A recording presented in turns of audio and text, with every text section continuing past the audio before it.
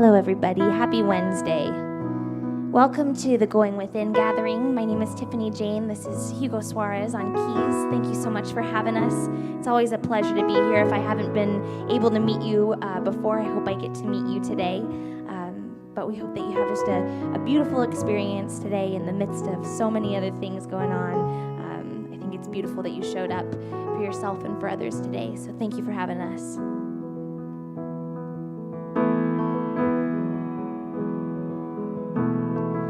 I see the King of Glory coming on the clouds with fire. The whole earth shakes, the whole earth shakes, yeah.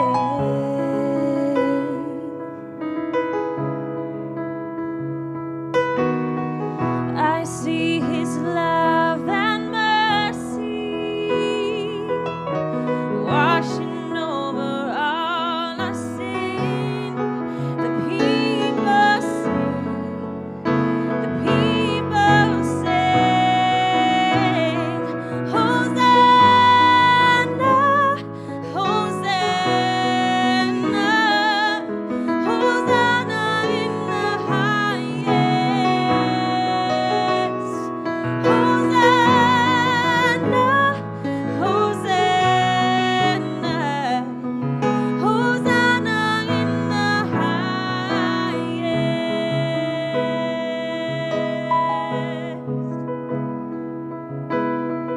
I see a generation rising up to take their place with selfless faith, with selfless faith. I see a new revival stirring as we pray and seek. We're on our knees. We're on our knees. Hosanna, Hosanna, Hosanna in the highest. Hosanna, Hosanna, Hosanna in the highest.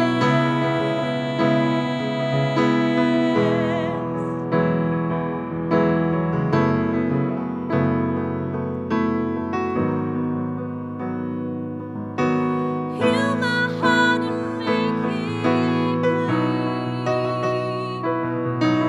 Open up my eyes to the things unseen. Show me how to love like you have loved me.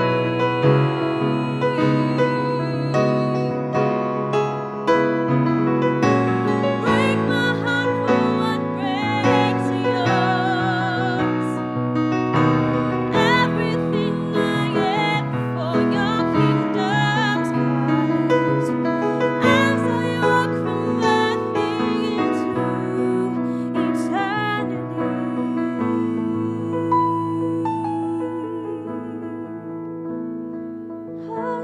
Hosanna, Hosanna, Hosanna in the highest. Hosanna, Hosanna, Hosanna in the highest. Hosanna, Hosanna, Hosanna in the highest. Hosanna, Hosanna, Hosanna in the highest.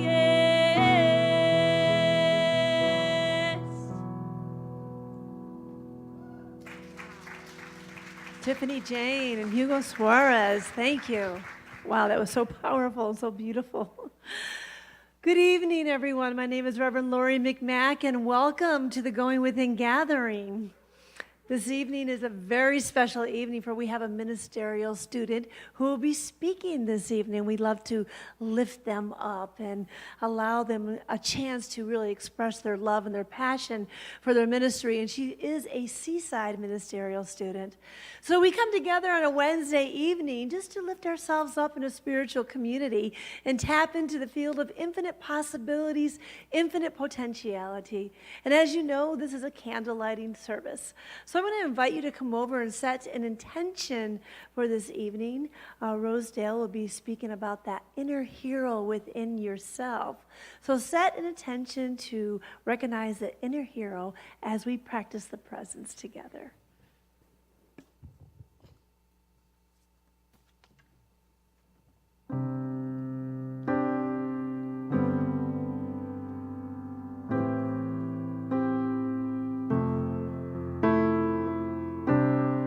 Broken down and tired of living life on a merry-go-round, and you can feel that fire, but I've seen in you, so we gon' walk it out. Move mountains, we gon' walk it out.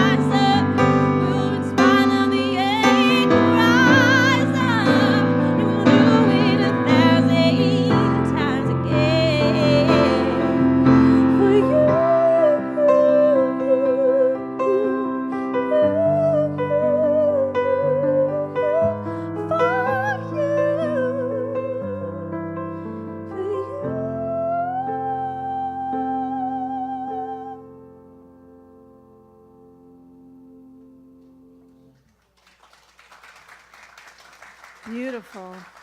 Hugo, thank you for coming all the way from LA today. Thank you so much.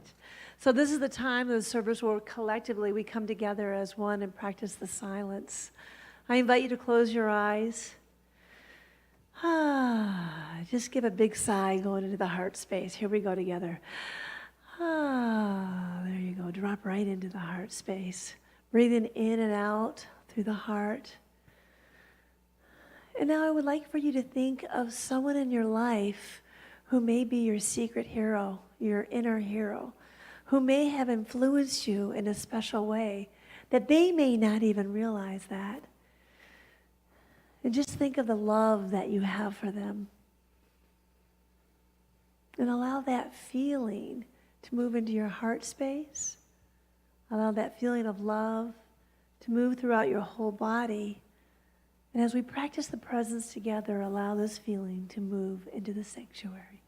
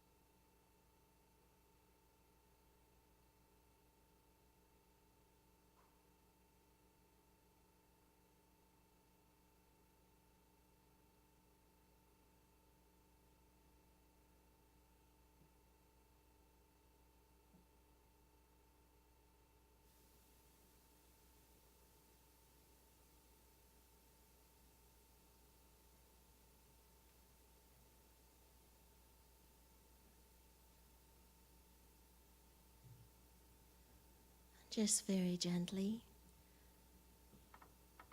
allow yourself to come back into this room, into this blessed place, this sacred space that has been set aside for us this evening. And know that you are safe and that life is good. And so I begin by simply invoking a vibration of love, a sense of all good that is right here already. And I choose to turn into the essence of knowing that there is God right here in my very being, and that God is in this very room. I recognize that the divine mind is having its way, just enjoying the fact of witnessing this gathering this evening, this beautiful hearts and souls, as we join together tonight to learn, to be with one another, to share with like minds this beautiful teaching, this outrageous way of living our lives, and this expansive way of loving even more and more every day. Father, Mother God, I invoke the knowing that this evening is going to happen in such a way that will never be copied again. And so I recognize it is unique and beautiful. It is with delight I therefore just simply sprinkle good stuff on this night, knowing that it is being done with love and good people and good prayer. And so I just let it be and know that it is good. And I simply then say, and so it is. I feel so fortunate being up here at this vantage point sometimes, because I'm able to watch the musicians in a way that perhaps you don't get to see. For example, Tiffany Jane just has some scribbling on this paper, and from this scribbling comes this tremendous gift. Girl, it's beautiful. It's just beautiful. And I also read, statistically, if you chew gum, you're gonna be smarter. So Hugo, right on. He's over there chewing and chewing. Don't get rid of it. He's chewing his gum, playing the piano. God bless him. I just enjoy that. And so this evening, I am a prayer. I am a practitioner. My name is Trudy Seifke, and joining me tonight is David Y. He's back there holding the light, and either one of us are available right after service to be with you, pray with you. Blessings, tribulations, whatever is going on. Let us listen and let us pray. Reverend Lori mentioned that tonight the talk is about your inner hero. Well, how many of you remember Louise Hay in the 1980s? She was one, oh good, there you are. She was one of the first people that taught me how to look in the mirror and go, I love you. No, girl, I do. I really, really love you. And then the joke went away and I'd say, I love you. And then that peeled off and I said, I love you. And then I cried and cried and cried, because I know the power, the strength, and the hero is in you, just as it is in me. Tonight is a brief reading called The Mirror of Your Life. And it reads, I remember when I learned that the physical world of my life was like a giant feedback mechanism. If I wanted to know what I was thinking and believing, all I had to do is look at my life. It was like looking into a mirror, and I really didn't care for this idea at all. Remember, I love you. Surely, most of what I didn't like about my life was because those other people and what they were doing. Now, eventually, I realized that taking responsibility isn't about blaming or shaming. Rather, it's simply noticing that my life reflects back to me the quality and state of my habitual thinking. How much attention am I paying to what isn't working? And how much of my attention is focused on what other people aren't doing? Hey everyone, if you want to be a hero, all you need to do is to begin with you. And so the affirmation reads, I pay attention to where and how things are working in my life. I focus my attention on contributing greater good into life. And I love what the mirror reflects back to me. Now that happened to come out of our very own Reverend Dr. Christian and Petra's Joyous Abundance Journal. It's funny how when you have a topic, you can find the writing that will fit so beautifully. And with that, I would like to reintroduce the newly ordained, let's not forget, Reverend Lori Mack. Thank you, Trudy. Thank you, Hugo. Trudy, you're such a pleasure. Thank you so much. She's wonderful. Give her a hand, isn't she? Just beautiful. So I'm going to introduce one of my ministerial student heroes to you. Our local seaside hero, Rosedale Jones, such a beautiful, beautiful person. Just to tell you a little bit about her background, she gave me a background, but I threw away her bio because I know more about her than what she gave me, so I'm going to share it with you. She actually grew up in New York City, and she is a mother of 2 beautiful children and 2 beautiful girls, and she is a grandmother of 2 handsome boys. But what is really unique about Rosedale Jones is that she was a New York City cop for 13 years. Can you believe that? Can you imagine how many times she was a hero to so many people walking the beat, and also as an investigator in the Bronx and in Brooklyn? So this really intrigues me about her, but also not only that, but I've spent some personal time with her, and I recognize that she really has a passion for this teaching. She has a thriving practitioner business. She has many clients that she works with, and she has a deep passion for Ernest Holmes and the teaching, for evolving, for growing, for people, for the ministry. And one day I see her having her own center, being a senior minister, and having a thriving community. So let's give it up for our very own hero, Rosedale Jones.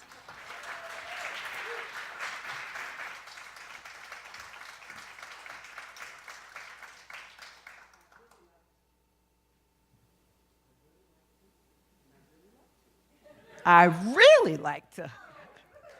Thank you, Lori, Reverend Lori. Thank you, thank you, thank you. Give her a hand for being newly ordained. And you know what else? I want to thank so many of you who came out here from Escondido, Encinitas, Temecula, and Ramona just to see me. I think it is fabulous. So thank you. And what I want to talk about tonight is that thing that you have, I have, we all have. But I'm not going to tell you what it is yet. But anyway, let's define hero, because I bet you for each and every one of us in this room, there's a different title, there's a different definition, there's a different thought of what a hero is. But the Webster Dictionary says a hero is a person who's admired for great and brave or fine qualities. That's what Webster says.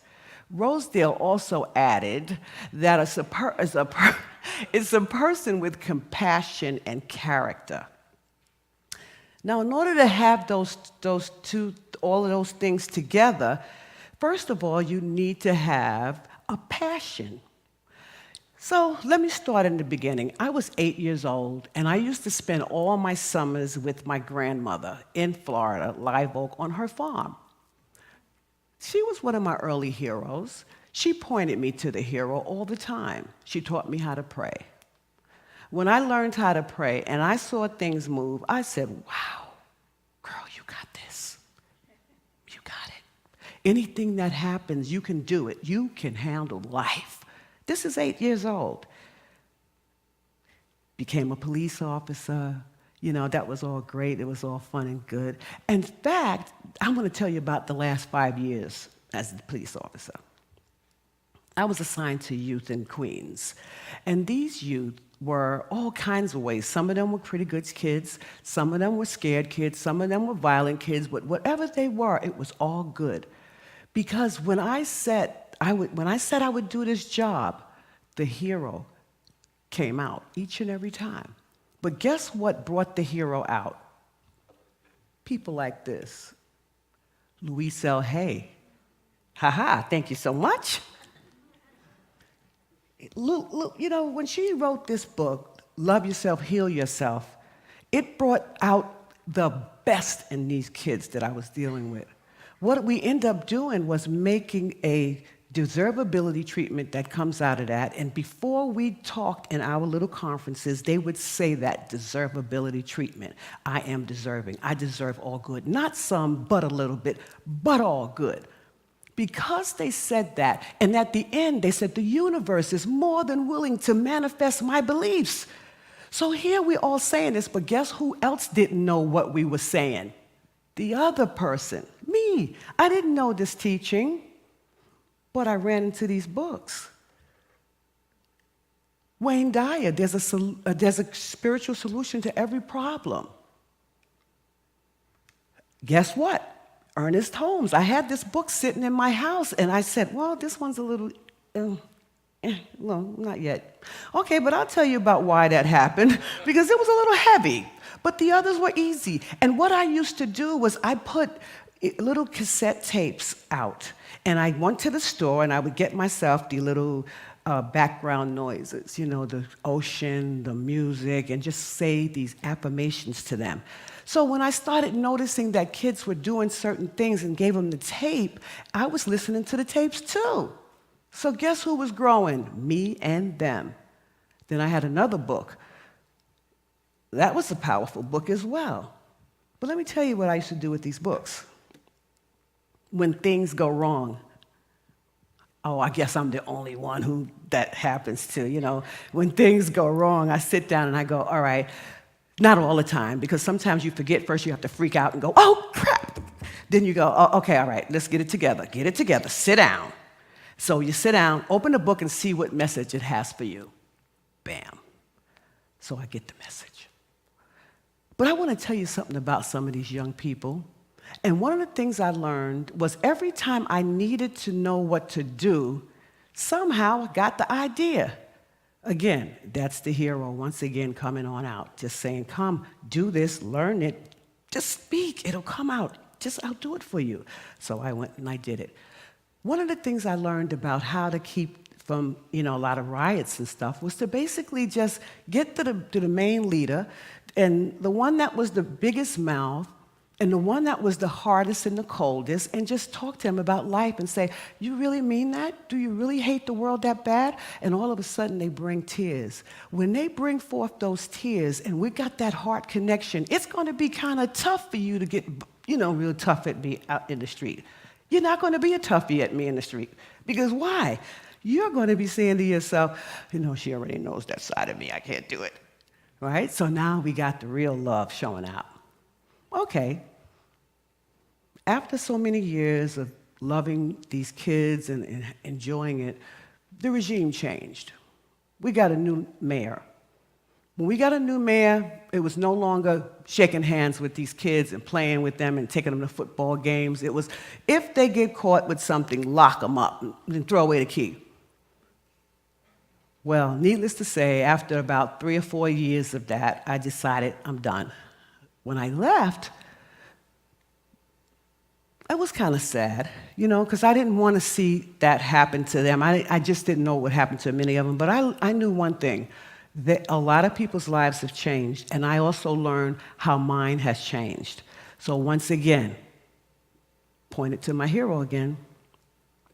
But you know what that dark night of the soul is? Have you ever heard of it? But I tell you one thing about that dark night of the soul, it ain't always one night. That dark night of the soul could come, and it could be 3 weeks to 4 months sometimes if you ain't careful. So one night I was up, and when you get up at 4 o'clock in the morning, angsting, fear for no reason, don't know what the heck is going on with you, this is what was going on after a while. It was the separation from everybody after 2 years. There was no more fun anymore. Where do I go from here? Still I forgot about my hero all this time now. You just got to understand that part, because you're always thinking about your little self. Oh, but what about this and this and that? Oh. Finally, I got tired of that.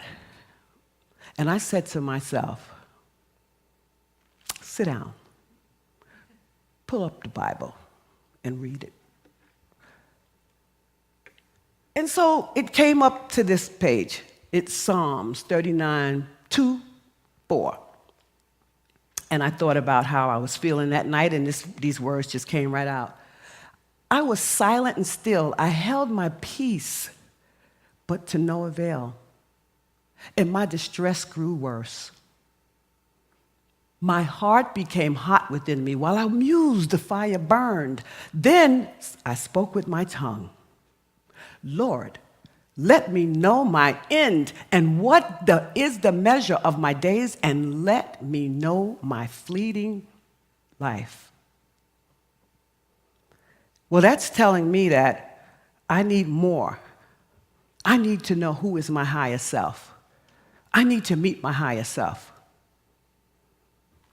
So that night, I think I calmed down just by asking these questions. And remember that book I told you about, Ideas of Power from Ernest Holmes? Well, what happened with that, I pulled that open. Now, usually, I really can't read that book. That book seems to be a little interesting, if you will, deep. When I pulled it open, I read a couple of things, but I got here. And you know, we're talking about Ralph Waldo Emerson here, but he said, I'm feeling all lonely and I'm feeling all desolate and everything. He said, how wonderful is the thought of God peopling the lonely places with his presence. And it's only when we become lonely enough that that which is alone gropes out and finds the alone in other things, and the loneliness is gone. Wow. I begin to say, hey, this is probably cool. You're not really so lonely after all. This book ain't so bad. Finish it. So it went on. Alone to the alone. The one to the one. The only to the only. But this is the powerful part. He said, we shall never practice our science unless we spend much time seeking that thing that's within us, which is beyond fear. That's where my hero was. I said, I found it. But I didn't say it that gleefully. I said, That's how I said it, because I wasn't quite sure, should I go there or not? I'm thinking, okay, so don't think it's all like, hey, I learned that, I'm good. I had to take that time, and I had to let it marinate. Still, I told you, these words were kind of awkward to me. I didn't kind of get Ernest Holmes right away, right? But I still read the stuff. But all along, from the time my grandmother taught me how to pray to every other day, guess where I was coming? The train was coming. And many a days, I got off the freaking train, guys. I got off the train, and I thought I was lost, but then I turned around and still had cars on it. The train is infinite. You can get back on at any given time. It's your choice, sister. Get your butt on back on this train. You thought it was cool to get off? No, sir. You can do whatever you want, because I will never leave you. You're not worthless. I will never leave you. When you're ready, wait. You know that saying, when a student is ready, the teacher will appear? That's what that power within me said. That's what that hero. I wish I could sing that song. There's a hero. But don't quote me on that one, y'all. But I was so excited to know that, damn, this is me.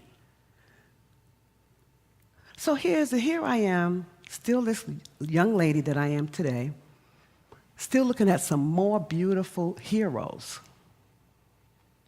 So as I continue to look at heroes, I'm thinking how my grandma pointed me to my hero, Ernest Holmes pointed me to my hero, Louise L. Hay, the Bible. Everything I did was pointing me to my hero, but I didn't see it all before. I wanted more, I guess, huh? So then I see this guy here. One can learn to control his destiny if he learns to control his thoughts. I'm thinking, really? That's our founder. That's the founder of this teaching. Still, I don't know that, but I like what he says. I like even the inclusive part. I like all that stuff. I'm thinking, oh, this is kind of cool. That's Ernest Holmes.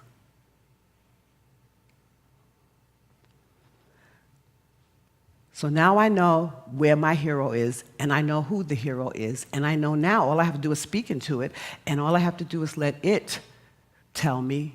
And how does it tell me? By some type of inspiration. All I got to do is say, oh man, I don't know what to do here. Let it go. Go to bed, maybe 3 weeks later, I know what to do. But do I angst over it? Maybe not. Probably take too long. But when you let go. So we have so many different practices. One is affirmative prayer. One is journaling. Another could be even spiritual prototypes. Another could be meditation. Maybe contemplation. Those books I read, I do a lot of contemplations on them afterwards. You don't have to be a rocket scientist to talk to that hero, because that hero is going to give you the best answers, better than anybody else could probably give you, because it's inside. And it's never left. And as many times as I got off that train, guess what I did? I got back on. Probably 20 more cars down. But that's okay. Life brought me here. And guess what else? Life's going to keep taking me. And I'm going to tell you about another particular hero who I'm really, really fond of. And that's the guy who wrote this book, Tattoos on the Heart. This is Gregory Boyle I want to introduce you to, because Gregory Boyle was a man with a lot of nerve. He's this Irish guy, really pretty well off. He doesn't write this book to give his life story. He writes this book to show us that people, no matter where they are, who they are, all they want is love. And when they get that love, it's all good. So what he did here was, he is actually a Jesuit priest, Jesuit pastor, Jesuit priest. Jesuit, I have to say it. And pretty much what he does is he has gone out. But let me tell you where he begins. Let's take him from the beginning. When he first started out, his first teaching job, he asked one of the girls, hey, I'm new here. And this is a high school in LA. And he asked them, how do I get to, you got any good tips for me? She said, I got 2. One of them, know all their names by tomorrow. The other thing, make sure they know you before you let them know what you know. Now, that fed his hero. Now, he's still thinking that he's going to his ministerial school, but at the same time, he's still thinking that he's going to be teaching at Santa Clara, where there is the Jesuit studies, and he's going to then do services there, and he's going to do this old, lovely, flowery thing. But he got placed in a place called Bolivia. And Bolivia was a very, very poor country. And he spent a whole year there. When he spent that whole year there in Bolivia, it changed his whole world. So, we could be looking around thinking that this is what we're going to do, but that hero in us whispers something else to us. And what he decided from there was, I'm going to live with the poor, and I'm going to share my life with the poor. I mean the lowest of the low, because I know that all you have to do is deal with love, and you will get everything done. You will get changes. You will see life. However, it wasn't that easy, but it was simple. A lot of death, a lot of pain, and a lot of heartache on his part. He saw a lot of people killed, gang wars. But this is the beauty of him. He learned Spanish. He learned street talk. He learned how to do all the things that these kids do. And what did he do? He actually let them know who he was before he let them know what he knew. So as he got to the point where he began to do that, every time somebody was changing their lives around to turn their life around, somebody was killed. That's got to be painful. Would you say that was a hero? He just went through all of this pain and all of this worry for people. Here's another funny story about that. He was asked to come to the White House, and at the time, the First Lady said to him, "Why don't you bring 3 of your guys with you?" And he thought, uh-oh, you don't want to bring them. They curse, they do all kind of stuff, it's just wow. Ooh. So he said, well, I'm going to take these 3. But what touched my heart was the scene when he said, one of the guys, Andre, was getting fitted for his suit, and he's got tattoos everywhere, and he's looking at the mirror going, it touched his heart to see that, wow, I changed this kid from a T-shirt to a suit, and he sees his self. He sees that inner hero within him. What an impressive point. When he began to do that, and he began to see more and more of that, it really touched his soul. But don't get it wrong, though. Not everybody died in this story, but many did, and the ones that didn't always die, too, because they were gangbangers. Here's one story that a mother came in and brought her son to him who had gone straight to the Marines from high school, never went into the streets out there. One night he was on his way home from Bojangles, and when he got halfway home, one of the guys said, "Where are you from?" Now, he didn't know to say, "Oh, I'm from whatever," so he thought it was funny. So he said, "The Marines." Boom, boom. They just blew him away. That mother had to go out and watch him die. Now here comes Dr. G. They called him G. Brings him to the house, and he's in pain. But he has to hold on to his own dignity. So that's really a hero. So I'm thinking about all the wonderful things that that man did. Now I need to bring it back to us.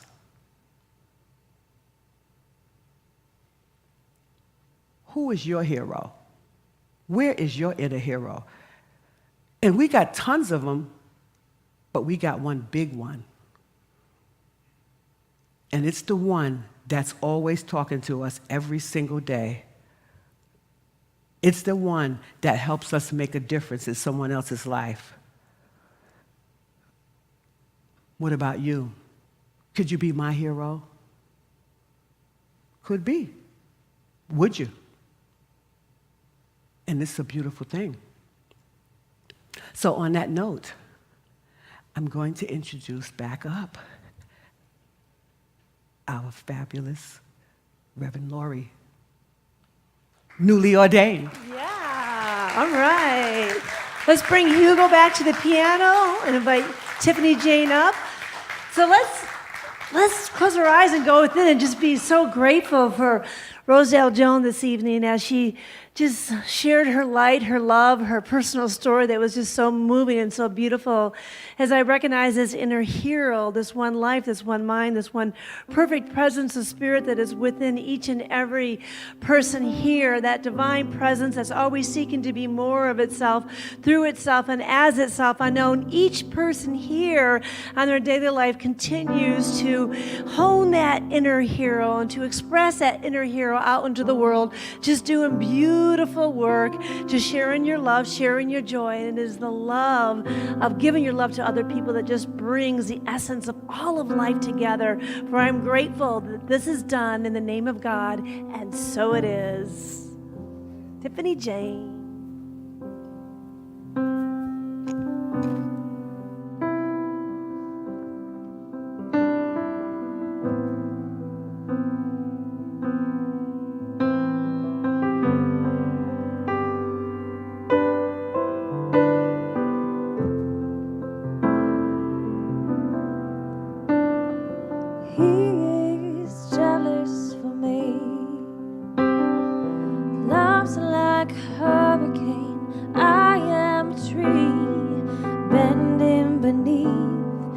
weight of his windy mercy.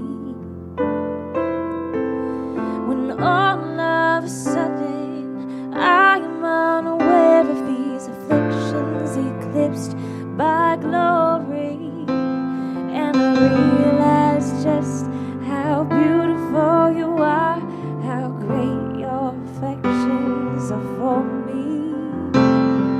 And oh,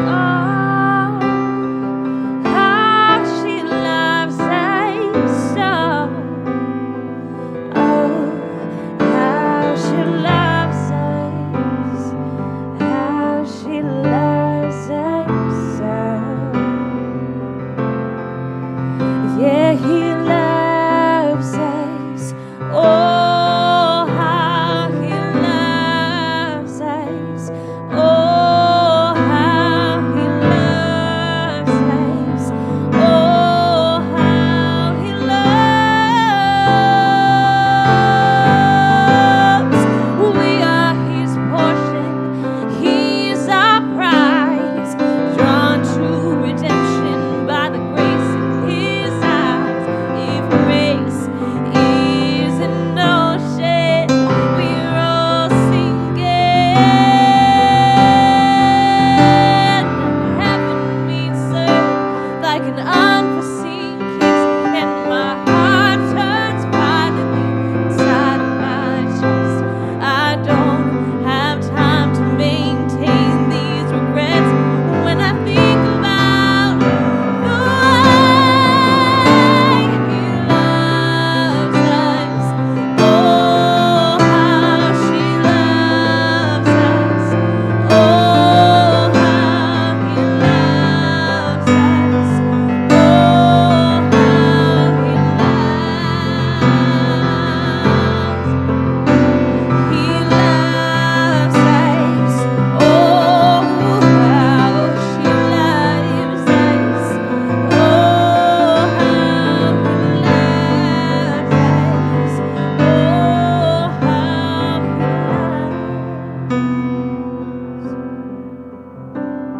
he loves us. Oh, how he loves us. Oh, how he loves us. Oh, how he loves.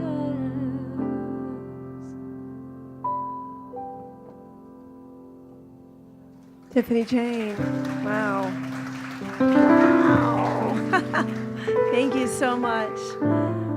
Thank you, Rosedale. That was a beautiful journey. Beautiful. Thank you so much. Yeah. So this is the time of our service where we give back to our spiritual community. I invite the ushers to come forward, and just recognizing that your gifts allows our spiritual community to expand and grow. So I invite you to take your gifts and to just place it over your heart. As I recognize there is one infinite expression of life, that divine life is opulent and whole and perfect in every single way. And those divine gifts are divinely blessed here at Seaside Center for Spiritual Living. I'm grateful for each and every person here and their generosity, knowing that this community, this family grows and expands in the essence of love and wholeness because of your generosity. And so it is. Together we say, homeboy, and his brothers. It's all good. Together we say, divine love flowing through me blesses and multiplies all that I am, all that I have, all that I give, and all that I receive. And so it is. Thank you.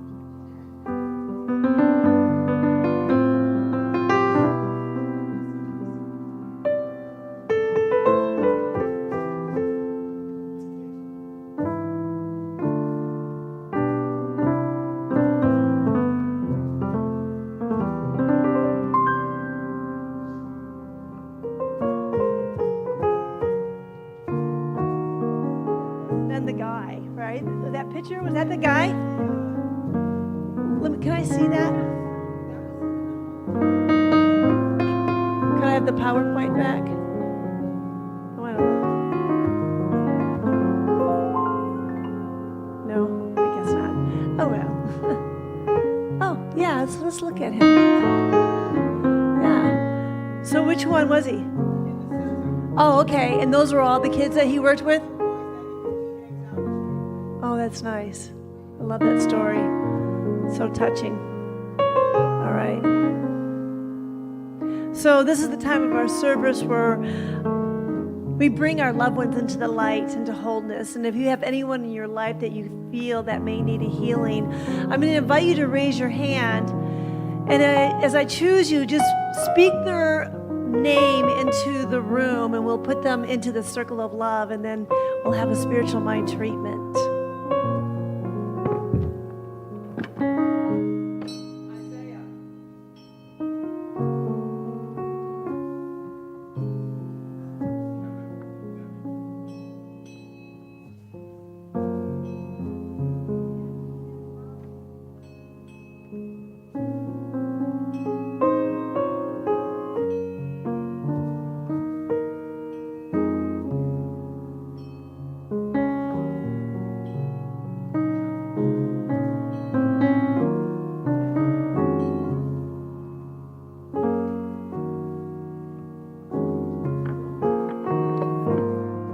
Beautiful it is that we bring our people that we love into our hearts, into our mind, into the realm of healing.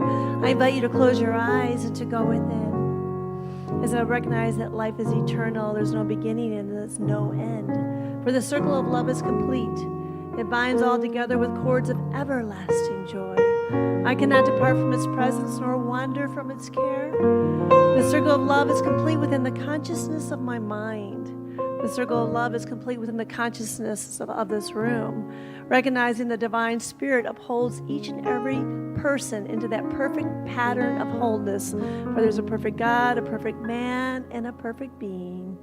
I know that all crooked paths are made straight, and the divine arms holds each and every person in the essence of love. I am grateful for this divine healing. Healing is done in my mind and the mind of God as I release my word into the law, knowing that it is done, and it is so, and so it is. And so I just want to thank Melanie on sound, and Steve Grant, thank you so much for coming in. Tim Griffith, he's somewhere. Thank you, Tim. We love his dedication to the Wednesday night. Gregory, my mother loves you. And so does Rosie's family and friends, right? Thank you, David Yankaskis, for holding the light and holding that beautiful consciousness. Hugo came all the way from LA. Hugo, you're wonderful. You're beautiful. Thank you so much. And Tiffany Jane, my God, what a voice. Such a joy having you here. And Ms. Rosedale Jones, give her a big hand. Stand up, come on up here. Wow, what a consciousness. I am so grateful. Thank you. Beautiful job. Thank you. All right. Can you please stand for the unit? Oh, wait, I have a couple announcements. Guess what? This Sunday, I'm going to be speaking. So come to church. And I'm going to be talking about The Art of Allowing by Abraham Hicks. I'm a closet case Abraham Hicks lover, so I am going to just let loose on this one. So come and enjoy it. Next Wednesday, we have Michael Paul Smith. He has the whole show. He's going to give his story and his journey, his spiritual journey, and his song. And he had a run-in with Ernest Holmes or his family or something. He has some stories for us about Ernest Holmes. It's going to be great. Monday is the last day for the deep sound meditation. I think I'm going to try to get there. And the Dances of Universal Peace are September 24th. What else? I am going to have an ordination party, and you're invited. I don't know if you remember Steve Colucci. He was a congregant here. He's going to be the DJ at the party. We're going to have a little bit of soupy dancing, and maybe the Seaside Sisters will dance again, the 1 Billion Rising. I don't know, but it's going to be fun. Eat, dance, pray, so I hope you can join us. So everyone please stand. Together we say, may all beings be well and happy. May all beings be free from strife. May all beings return to love. Peace be with you forevermore. And our closing song. Come on up, David.